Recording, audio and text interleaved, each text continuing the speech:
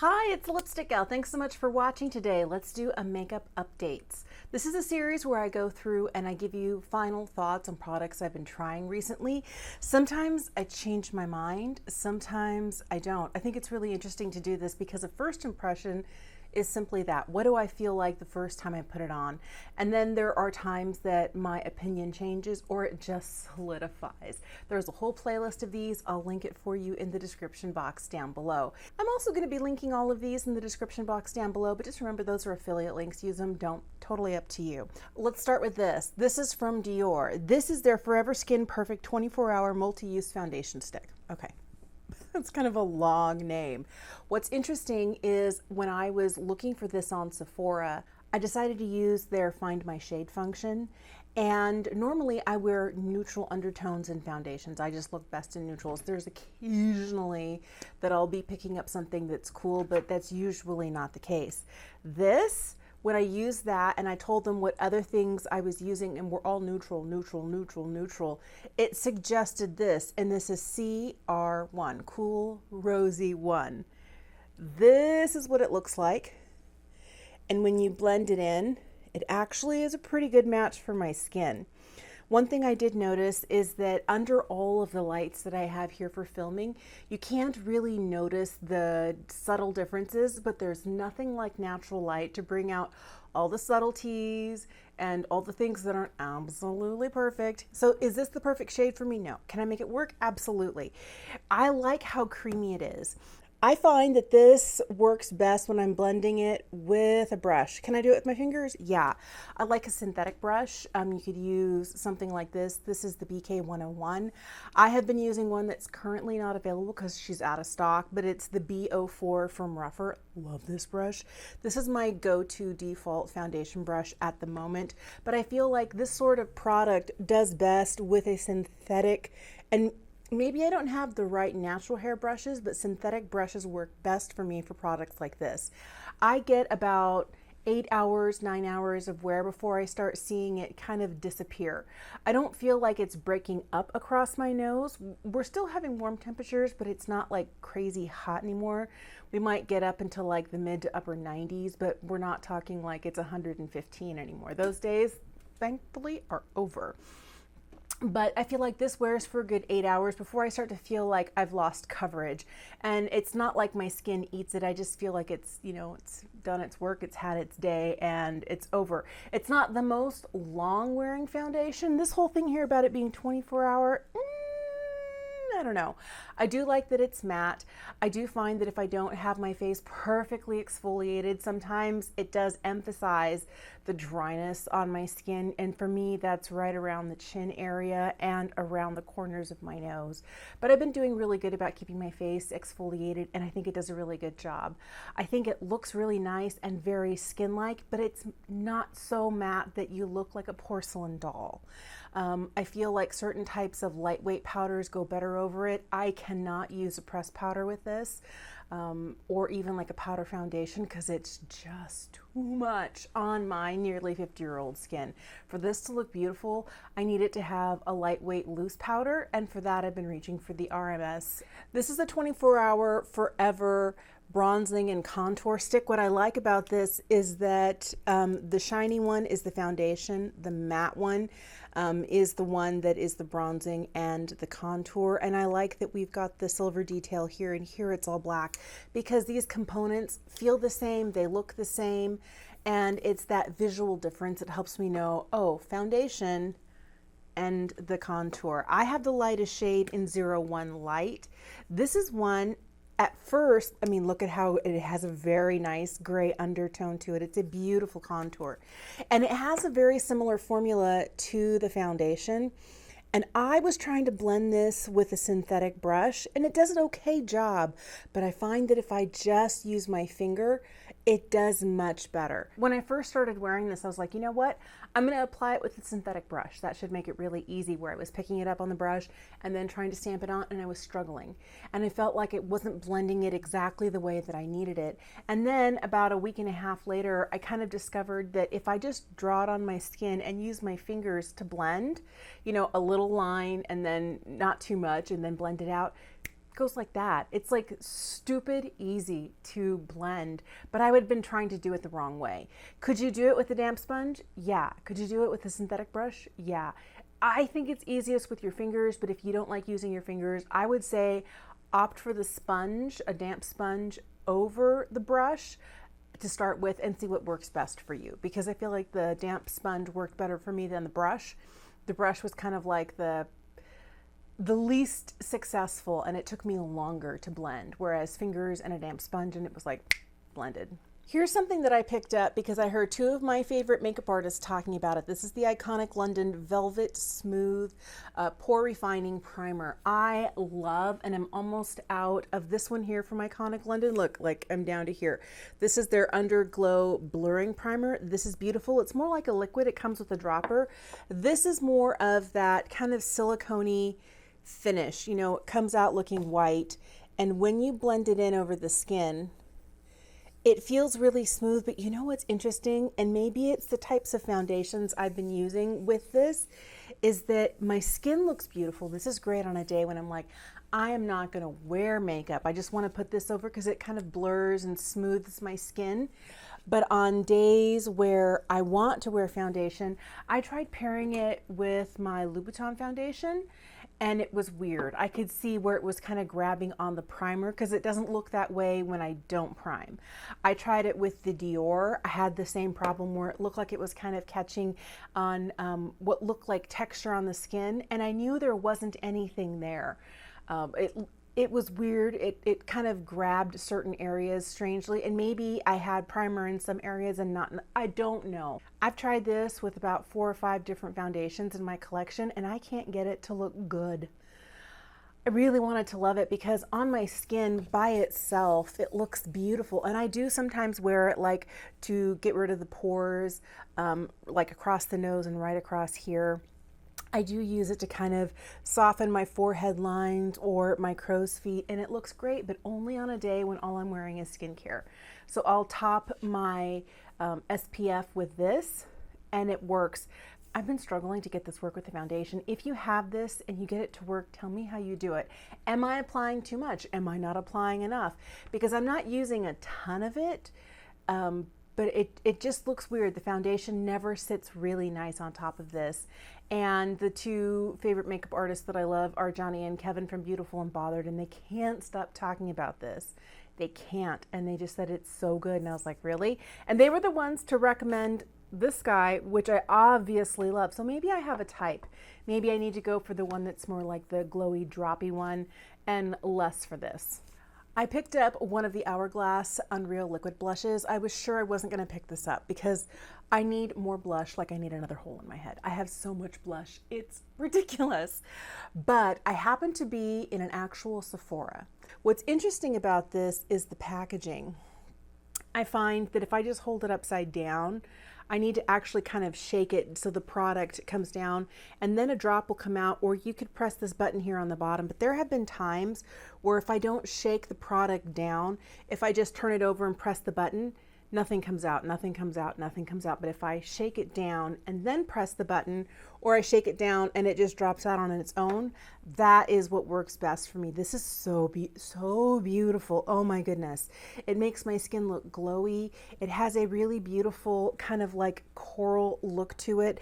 This, by the way, is the shade Future. Because I do have mature skin, the older I get, the more I notice the dryness, the more I notice the lines. This has a beautiful level of hydration and glow to it that makes my skin look more youthful. I like applying this with a synthetic brush. I use the 106 from BK, so I'll put a drop either on the back of my hand or my metal palette.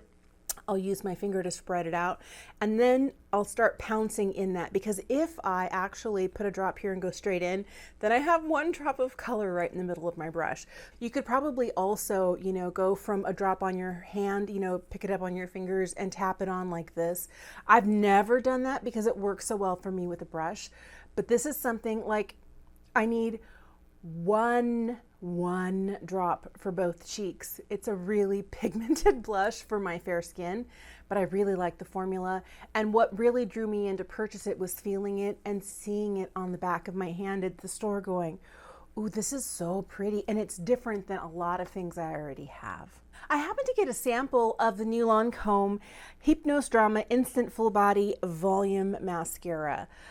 And this is one of those, like, I have known and loved the Hypnose Drama for years. I know there's the Hypnose Doll Lashes. There's a lot of different types of Hypnose mascara, but this is the new one. And if you're looking at it, it has not just a little bit of a curve to it, but it's almost like someone grabbed the wand at the top and then twisted it just a little bit because the bristles don't perfectly line up. And that, I think, is purposeful. Is this the best, most voluminous mascara? No.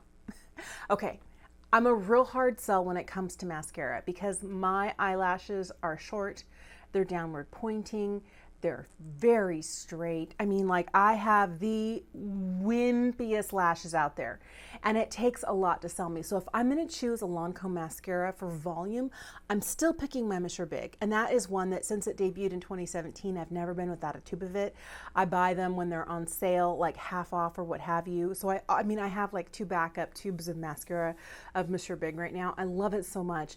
I just feel like this is for somebody who has better lashes. If you have like really long lashes, or you have lashes that hold a curl really well or are naturally curly on their own, this is going to be fantastic for you. But if, like me, you have lashes that struggle, ones that need a lot more help than you were naturally blessed with, I would say it's not a bad mascara. But there are other volumizing mascaras that do more for me than this one. And at that almost $30 price point, or is it $30? I just wouldn't, even though this is just the sample, I'm not about to tell you to go out and to spend that amount of money on a luxury mascara unless it's like, oh my goodness, it's amazing. Something that I have really been liking is this. This is the Glossier Boy Brow Arch Pencil. Here it is. Do you see how tiny it is? And if you turn it sideways, it has a little bit of an angle to it. I like how even on the wide side, if you're using it like this, it twists up. It is so narrow, but this way it's a little bit wider. This is the way that I use it if I want to just give myself like a single hair stroke or fill in a gap like right here. If I want to fill in a little bit more, I'll take that wider portion like this, and then I'll just kind of hit a spot that I'm like, oh, I need a little more color right there. And I'm able to deposit more color. This has been great. I'm using the shade Cool Brown. Do you have to have it? No. Even though I really like this, I think I'm more likely to go to the drugstore and pick up the CoverGirl Clean Fresh Nano Pencil, their 1mm nano pencil, and get that one in dark brown or in medium brown and use it over this, because that's like $12 and this is in the 20s. It's a great pencil. I like that it's not too waxy. I like that it's not too dry. I like that it doesn't snap off at the end. I like that it is really tiny. It's got a lot of good things going for it, but there is a more affordable pencil that I like that I've already repurchased that is almost half the price as this. And I think at that point, it's not so much name brand that I'm looking for. I'm looking for function. And the other one, although this is a beautiful pencil and I would totally recommend it to you, and I wouldn't be upset to have another one, I think I'm going to spend my eyebrow pencil dollars at the drugstore for the moment. I finally picked up a Tom Ford quad. This one here is the Eye Color Quad in number 31, Sous le Sable. It's beautiful. It has some rosy tones and kind of like, it's not really white or bone. It's like a really pale rose shade. And then this shade here, you can see there's some hard pan in here. And that's because I can only get this shade to look like this on my eye if I use it with a damp brush, because putting a brush in here, picking it up and then applying it to my eye, it's like, hello, Tom Ford, where are you? The mattes are beautiful. The mattes are perfect. They lay down beautifully. They diffuse beautifully. There's no problem. It's this here, and I'm sure it's a wet dry formula. So you do see there's some hard pan in there. That's because I will get a brush. I will spray that brush with setting spray and then dip it into the powder. And so kind of it creates that hard pan thing going on here. Is it worth the $90? Probably not. I don't know that any eyeshadow is worth that price, especially a quad. Okay, but I had tried a Tom Ford eye quad before and it was just the wrong shade for me. I didn't know about the wet dry formula. There was a lot that I didn't know about it because I really wasn't getting into luxury beauty, and it just didn't hit. The shades were too deep. They were too saturated for my fair skin. I looked like I was trying to be a goth teenager and not a woman in her late 40s. It just was not giving the look I was wanting. This falls into what I like to call my boring Betty eyeshadows, which are the ones that I can use every day. I can make them more dramatic, tone them down. They work perfectly for work, for going out, for, you know, the day where you want to look like you're just barely wearing anything. Like, I feel like boring Betty's work beautifully. So this is going to get a lot of use, and it has so far gotten a lot of use in my collection. So, and the other thing that's great is I didn't pay $90 for it. Isn't that what they cost these days? Maybe they've gone up a little bit. I got this for $75 along with a couple of mini Tom Ford lipsticks. We'll talk about those next. In a set from Nordstrom for the anniversary sale. I'm glad that I didn't pay full price for this, but is it lovely? Yes. Would I recommend it? Yes, and I really like this color story in 31 Sous Le Sable. All right, let's talk about these two little beauties. They are teensy tiny. They're super cute. They do look very much like a full-size Tom Ford lipstick. They just look like a mini version of that. I think that this formula is really nice. This one here is Scarlet Rouge. This is Impassioned. I think these are beautiful lip colors. I like them. Do I feel like I have to have more Tom Ford lip colors right now? I know they just got reformulated. No, I'm happy. I have a couple like this, and I've got these little guys here. I feel like for the new $62 price point that a Tom Ford lipstick is, that I'm going to use these guys, and they're nice, but I do lose track of them in my handbag because they are so tiny. I much prefer a full-size lipstick just because I carry a large handbag, and it's easier to find that if I'm looking for something tiny like this. I feel like a squirrel searching for nuts in my handbag. I don't love the tiny size, but I do like being able to try colors without having to commit to a full size. But I do like these colors. I think they're great. I don't know that I'm running out to buy more Tom Ford, mainly because I feel like I have what I need right now from the brand. And at $62, even though I really like the formula, I think I'd rather try other things right now. So these are great. They're beautiful. They wear well. I get about 4 hours of wear out of them. They're both a cream, you know, slightly shiny formula. Very comfortable. They don't bleed too much, but I always pair these brighter, bolder reds with a lip liner. I picked up 2 of the Covergirl Clean Lip Colors. These are new to the drugstore. These are really a beautiful formula. This one right here is called Snow Blanket. This is a really pretty, cool, creamy color. The other one I have is the shade Plum River. And I find that I've been reaching for Plum River just a little bit more. This one right here can sometimes, because it has more of a white base to it, show more of the texture on my lips. And if my lips are not like perfectly exfoliated, then it's like, ooh, there's a dry spot right there. Or if my lips are really well exfoliated and moisturized, then it kind of falls into the lines on my lips because I'm almost 50 and I have a lot of lip lines.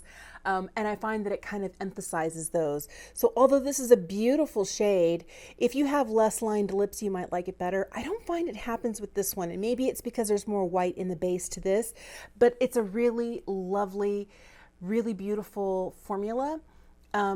Do I love it more than luxury lipsticks? No. I always want to say yes. The only lipstick formula at the drugstore that I have tried that I think is like truly remarkable, and if you put it in a luxury bullet, I wouldn't know the difference, is the Milani Matte Fetish lipsticks. Those are ones that if you put them in a beautiful, like luxurious tube, I would pay, you know, $35, $40 for those, no problem. These guys are nice. If you're looking for an affordable lipstick that's a cream lipstick, I would recommend these. I'm not mad that I have them, but they haven't been the most reached for. Here's one that I have absolutely fallen in love with, and I want to get another one. This was sent to me from Violette France. This is their Bisou Balm, and this is in the shade Bon Bon Coquelicot. It is a beautiful, that is just like 2 or 3 swipes of it, but if you build it up, I'm going to build it up. Here's one swipe. Here it is built up. I love this. First of all, it's matte. It's totally matte. And I was sure that it being a matte balm, that it wouldn't have the ability to hydrate my lips. Now, if I'm only I just wiped off the swatches, I can't show you. If I'm only putting it on like this is not enough hydration for my drier, more mature lips. But if I really build it and build it and build it, it is beautiful. This I apply with wild abandon. I don't use a mirror for it. It looks like a blurred edge. It's not like crisp and perfect, but I don't need it to be. Like, look how sheer this is. And my favorite way to wear it is really built up, you know, like that. And when I am wearing it that way on my lips, it is super, super comfortable. And I reapply, you know, every hour, hour and a half. I just pull it out of my pocket, slap some on, and keep going. I find that this keeps my lips moisturized all day. I don't know what sort of magic that is, because it's a matte lip balm. And I was like, matte and balm, excuse me? But it works, it does. I find that even though my lips tend to be on the dry side and need nourishment, if I have it on like this and not like this, that's when I get the sort of nourishment that I need. Now, are my lips like their fullest and plushiest at the end of the day? No, but they're also not dried out. This is really an elegant formula. Love it so much. And if you are a person who doesn't want to wear lipstick, you might really like this. Here's a new lipstick that I have completely fallen in love with, and I finally figured out why. This is the Spike Valentino Buttery Matte Lipstick. I have the shade Couture in the Streets. I think it's 134R, but that's what it looks like. It is beautiful. It is a very comfortable matte formula. It doesn't make my lips look dry. It doesn't go outside of my lip lines. It doesn't catch in the lines on the surface of my lips to add texture and make me look older and drier. I love the magnetic packaging here. I also love that she's refillable. Like, there's so many things. Like, this is such a huge upgrade from this and the previous version. I'm not saying this is the previous version, because you can still get these. I do like the formulas of the satins and the mattes you can get in this Valentino packaging, but although I think it's okay, I don't know that I absolutely love the packaging. I'm head over heels for this. I like that it has that rock stud texture that is such a Valentino touch. I like that it's heavy and it's weighted. It's heavier than this, and this is larger. The one thing is, it is in slimline packaging, so you're not getting as much lipstick here as you are in the other one, but that's okay. The reason that I realized that I love this, and this shade especially, Couture in the Streets, because that's one swipe. It's full pigment. The reason that I like this is because it's very close, almost identical, not quite, to one of my favorite shades from Lisa Eldridge called Velvet Muse. Let me grab it for you. All right, here's Muse. Muse has just a little bit more of a kind of an eggplanty purple lean, where this is just a smidge warmer, but they're very, very similar. And I feel like in natural lighting, they look a lot more similar. Here with the bright lights on, the colors are a little bit different. But if you have this one, if you have Velvet Muse, I don't think you need Couture in the Streets. Now, if there's a different shade, I think there's 7 shades of these Spike Valentino Buttery Matte Lipsticks. I like the formula. It doesn't go outside my lip line. It doesn't end up making my lips dry because it is a matte formula. My lips stay hydrated. It wears really well all day. I find that there comes a point where I'll put it on in the morning and I'm drinking a cup of coffee, and I initially get like a lip print on there. But after a certain point, I'll pick up a glass of water and start drinking out of there, and I'm not leaving a lip print. But it's not like it has set down to be dry and powdery. I don't know whether it's like slightly self-setting or whatever was going to come off has come off, but I still have color everywhere and I don't have a bald patch. Really like this formula, but for me, it's the step up from this packaging to this packaging that makes me go, yeah, she's so pretty. But the color itself is great. I just wish it wasn't as close to Muse, but you can see Muse is just a hint cooler and a little bit more eggplanty. All right, last lipstick I have for you is this one right here. This is one of the new Rouge G from Guerlain. I love this lipstick. This is number 521. This is a satin formula, and I can't tell you what the name is because it's not on the packaging. But do you see how similar it is? I have a type and I've been buying this shade a lot recently. But what I like about this formula is that it is very It's very lightweight, it's very sheer. It doesn't look like it's too much. Like one swipe of it is super easy and pretty, but you can build it up. It's comfortable, it's nourishing, it's lovely. Now, do I think that this is worth $42 just for this component? No, you're paying for the experience. And, you know, the double mirrors in here, the packaging, these are $38, $42, together $80 for a lipstick. I had to know. I had to know because I do like some of the other Rouge G lipsticks that I have from the line. Everything is getting more expensive. I don't know that this packaging is better than what it used to be years ago when you were paying in the 50s and it was all one silver container that looked like this. Look how much smaller it is. I mean, she's smaller. Now, this right here is beautiful, and what I loved about it is that they used to, on the back, they would tell you what the name was. This was the shade Gladys. They don't do that anymore. You can find right here on the back, it'll tell you the number of it, but it won't give you the name. This is 521. That's the shade this is. So that's the only way that I know it. I don't remember what the name is anymore. I feel like this was heavier. This is magnetic. This isn't magnetic. I like the lipstick. I'm glad I have it. I'm not rushing out to get another one. And unless you are a collector of the Guerlain Rouge G lipsticks, I don't know that you need to have this. There are other beautiful lipsticks out there that are way less than this, but if you're looking for something bougie, if you're looking for something that's really kind of like an eye-catching, you know, wait, what is that? That you pull out of your handbag or out of your pocket to reapply, definitely pick one of these up. But remember, it's $80 because you got to buy the cap separately from the lipstick. I still love it. I still think it's beautiful because when I pull this out, people stop and ask me, oh my goodness, what a beautiful lipstick. What is that? And so I love how beautiful and decorative it is, but do you need it? No, no. I mean, this shade is a shade that I probably have like 12 times over in my collection. It's very similar to these guys. It's got a little bit more plum to it, but I'll tell you, I like the formula. But I feel like there are other things that are probably close to this where you don't have to pay this price. This is for the person who either loves Guerlain, loves the Rouge G line of lipsticks, or the person that wants to have that luxurious experience every time you pull it out because she's beautiful, there's mirrors on the inside. It is like a little work of art. And for that reason, I'd say if that's what you're looking for, you might think that it's worth $80, but the lipstick itself, it's really nice.